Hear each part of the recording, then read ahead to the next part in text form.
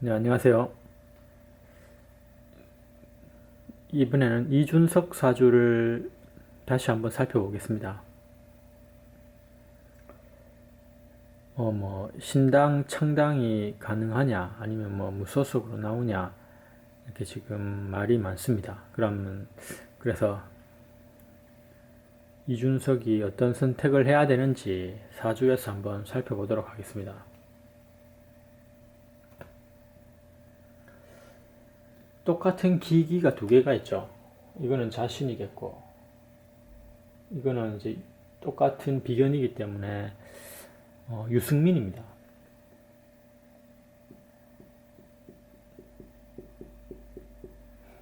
예, 뗄래야 뗄 수 없는 사이라는 것을 사주에서도 알 수 있죠. 나란히 서로가 힘을 모아서 함께 가는 모습이다 라고 알 수 있습니다. 그래서 이제 우리가 이제 지장간을 조금 한번 살펴보려고 합니다. 지장간이란 것은 이제 땅 속에 감추어진 천간들을 말하는 거죠. 지장간.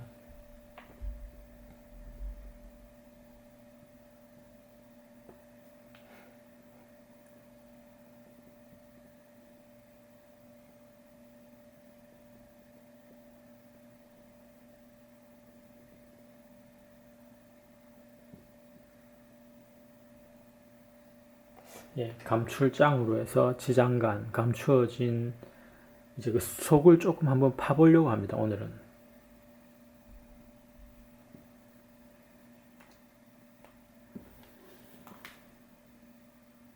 예, 사회 지장간은 이제 무경병이 있죠.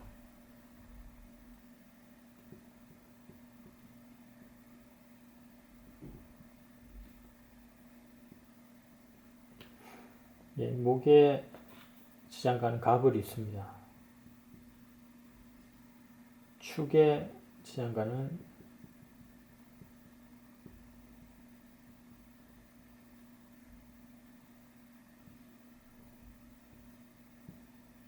개신기가 이렇게 숨어 있습니다.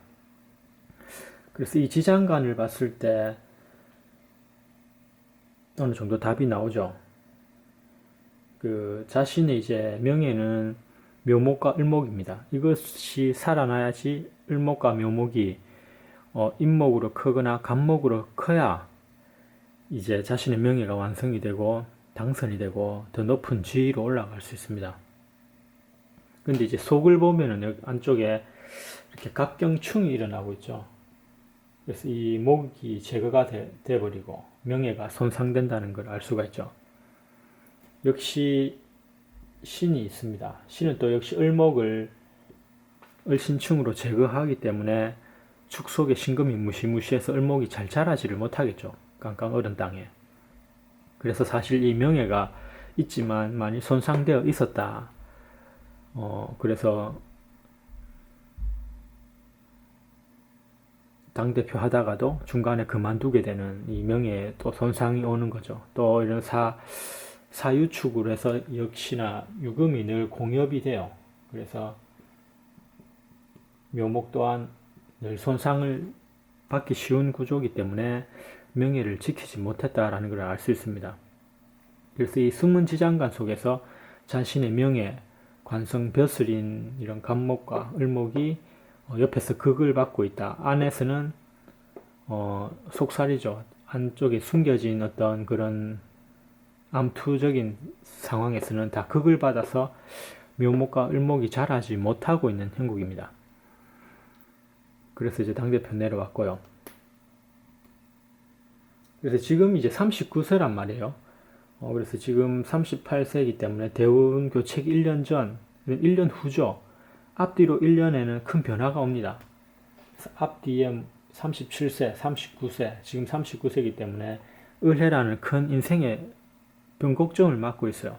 그래야 이제 새로운 이제 병자대운을 넘어서 이제 을해대운으로 살아가는 겁니다. 그래서 이준석은 지금 어떤 큰 변화를 해야 되는 시점이죠. 그래서 지금 대운교책이 1년 후다.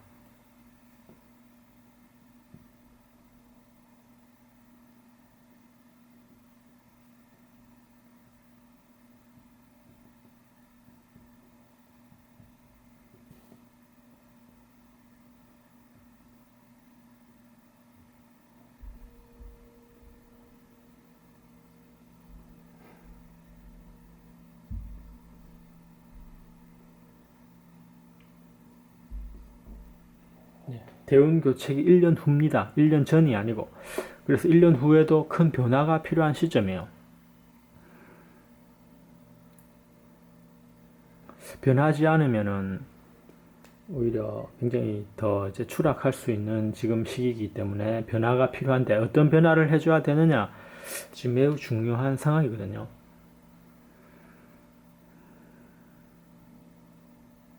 그래서 이 사화라는 것이 인성입니다. 인성이라는 것은 도장이죠. 도장, 인성, 도장인자를 쓴단 말이에요.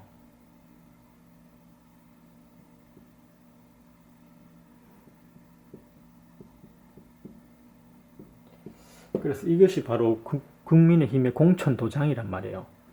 이 공천도장을 인성을 받을 수 있느냐라는 건데 운에서 한번 보십시오. 운에서 지금의 이제 을의 대운에 왔기 때문에 사해충이 왔단 말이에요. 그럼 여기에서 사가 깨진단 말이에요. 그래서 인성 도장, 국민의힘의 공천 도장을 받을 수 없겠죠. 인성이 깨져버렸으니까 서류가 도장이 날려버린 거예요. 그렇다면 이준석은 어떤 방향으로 가야 되겠습니까? 역시 그러나 합이 있단 말이에요. 해묘합을 하고 있죠. 그래서 다시 목국의 힘이 강해진단 말이에요. 그럼 이 묘목이 다시 살아나겠죠. 묘미합으로 자신의 명예가 지금 합으로 굉장히 이제 힘이 강해졌습니다. 그렇다면은 이준석은 어떻게 해야 됩니까? 공천 도장을 어차피 충으로 날아갔기 때문에 이 해묘합이라는 것은 또 해가 누굽니까?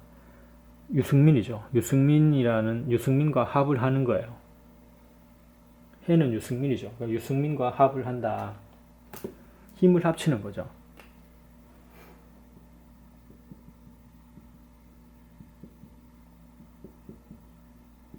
유승민과 합을 해서 해묘 합목으로 명예를 올리는 겁니다. 을 역시 뭐예요? 을이라는 것이 이게 오는 거죠. 죽었던 을에게 다시 힘을 살려주는 거예요. 그럼 이 을 두 개가 또 살아난다는 거예요. 이 을 두 개는 누구예요? 이준석과 유승민이란 말이에요. 그래서 을이 두 개 있다는 것은 외롭고 고독하지만 우리가 고전적 해석은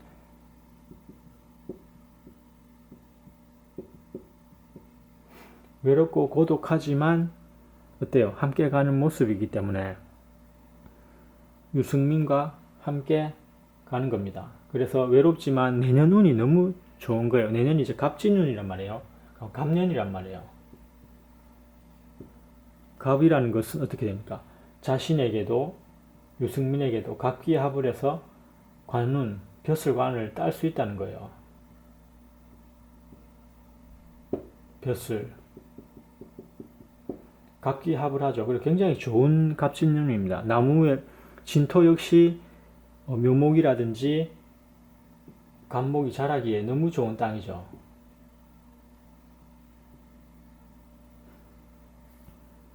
그래서 또 어떻게 됩니까? 이 을목이란 것이 등락개갑을 한단 말이에요. 갑목을 타고 오를 수 있단 말이에요. 자신과 유승민이 둘 다 을목 있기 때문에 보세요. 등락개갑을 할 수 있단 말입니다.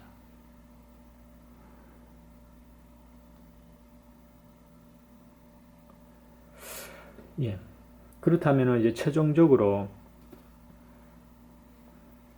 내년 운이 너무 좋은 거예요. 자신한테는 이제 관성, 명예가 더 높이 올라가고 을목이 자라서 갑목이 되는 거란 말입니다.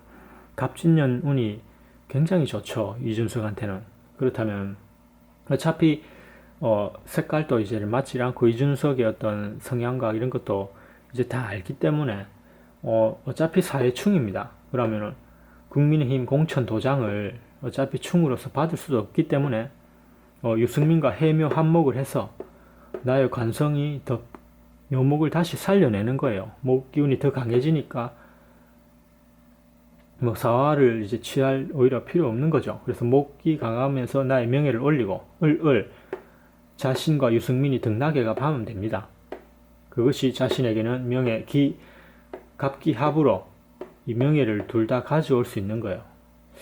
그래서 지금 또 대원 교체기 1년 후기 때문에 큰 변화를 줘야 돼요. 변화를 주지 않으면은 굉장히 뭐 어떤 추락하거나 더 안 좋습니다. 지금의 운은 변화를 하라는 겁니다.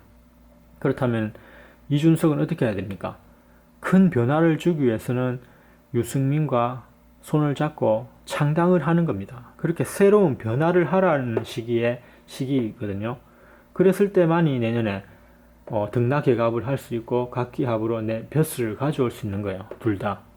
근데 아무것도 하지 않고 그냥 그대로 있다거나 아니면 무소속으로 나온다거나 이랬을 때는 아무 변화를 주지 않았기 때문에 크게 추락하고 실패를 보게 되는 운입니다. 그래서 우리가 항상 대운 교체기에는 큰 변화를 줘야 된다. 그것이 을해 대운의 새로운 변화를 맞춰가는 겁니다. 그래서 변화하지 않으면 다 죽어요. 그래서 우리가 삶이 늘 변화 속에 있기 때문에 지금 이 시점에 변화하지 않으면은 지금 이준석과 유승민은 영원히 정치판에서 사라질지도 모르는 그런 굉장히 위기에 있습니다. 그래서 우리가 사주로 논하지만 어쨌든 이 이준석과 유승민을 살려본다면 이제 공천 도장 필요 없고 유승민과 힘을 합쳐서 창당을 하라. 그러면 내년에 갑진년에는 갑기합으로 등락개갑으로 둘 다 당선될 것이다 라고 우리가 사주로서 이제 풀이를 할 수 있겠죠. 앞으로 이준석은 관운도 좋기 때문에 어떤 식으로든 요번에 총선에 또 잘 당선된다면 또 자신의 길이 열리는 겁니다.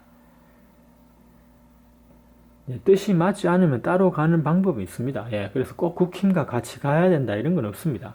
자신의 운때에 맞게 어떻게 처신하느냐에 따라 이 세상은 새롭게 펼쳐지기 때문에 이제 이준석이 창당을 한다면 유승민과 굉장히 사주대로 성공할 것으로 보이는데 만약 또 아무것도 변화를 주지 않고 그대로 간다거나 무소속으로 아무런 의미 없이 간다면 이제 완전히 추락하겠죠. 그 선택은 이제 이준석의 몫으로 남아 있는 것입니다. 네, 이준석 사주 한번 살펴봤습니다. 감사합니다.